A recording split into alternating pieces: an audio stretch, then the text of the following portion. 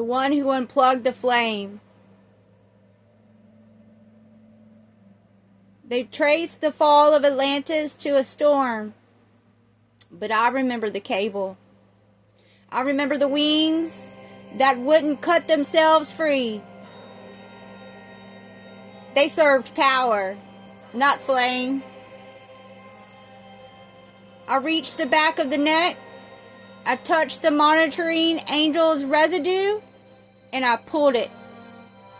Arrowswell 23, little e.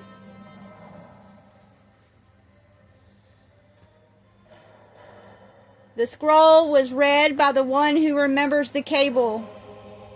If you heard it, it found you. If you trembled, it reached you. If you cried, you were no longer plugged in. Arrowswell 23, little e.